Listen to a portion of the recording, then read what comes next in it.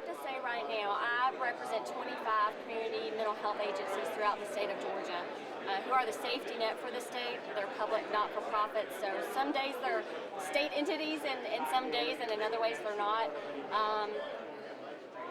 There are so many payers and so many dynamics of the payers between the public sector as well as the managed care for Medicaid in the state of Georgia, in addition to your commercial payers, that streamlining the requirements and the billing codes and the authorization requirements causes us to have eligibility problems, and in trying to capture all of that data from the front end that takes you back to the back end and having your clinical piece in the middle, your IT systems and the difficulty with configuring those IT systems is probably our largest challenge. Streamline the whole process, getting it. The biggest challenge that our organization faces would be implementing, I guess, massive change across the organization and addressing a cultural shift in terms of attitudes, values. I love the aspect of technology. I think change is very difficult because in this industry you have a lot of individuals who have been in their chosen fields for 15, 20, and 30 years. And now you're asking all of a sudden to bring in technology. That change is a difficult thing, even though if you think in terms of how it can connect the other individuals, the medical doctor to the psychiatrist to the clinician, I think it's a wonderful aspect. I think it will save time, it will save money. While it would be difficult to make the change, I think it's a necessary change for the greater good.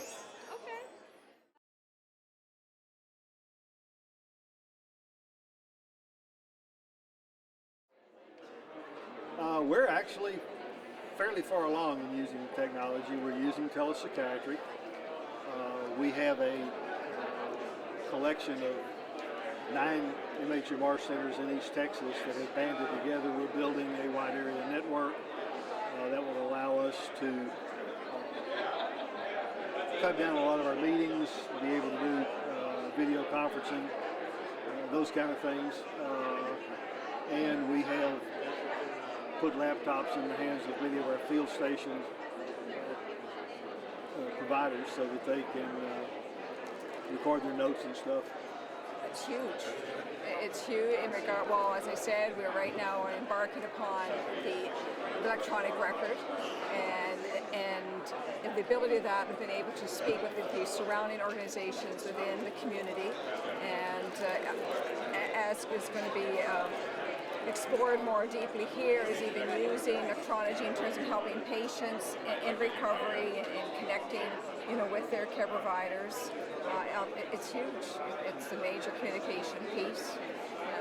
I think one of the issues with not utilizing technology to the fullest extent at this point, you have personnel who are afraid, who are scared, who have been in the system for many years, especially up under a state system, that they are in the old world for Georgia state employees, and it's almost like you can't make them learn computers. They're from an old school, so there's a lot of fear and apprehension in being able to learn something new. Would be one reason. Another reason would be that there's not enough time and resources is spent on information technology and enhancing what's there and what you can utilize. In addition to, especially in the state of Georgia, the budget and the budget cuts that we have faced over the course of the past 6 months even. So resources get spent more on service delivery and personnel to provide services to those in need versus IT. I think that there is not much of a role of technology yet in the mental health business. Hopefully that will be improved in the future. My existing technology is not living up to my expectations in that it's not easily accessible, does not easily give me the data that I need to run my business.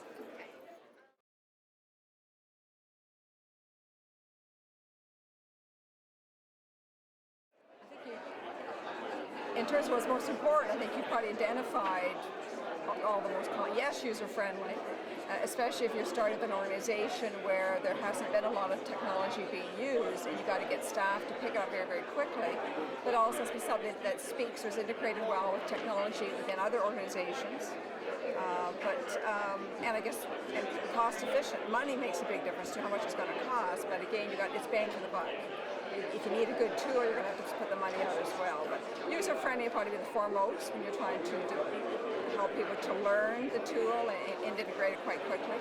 Perfect word to describe the perfect software business. I guess I would have to say that it would be one in which that could handle the changes that we get delivered from the state on a daily basis because of the requirements from the federal and state block grants for the funding that we get from the state of Georgia.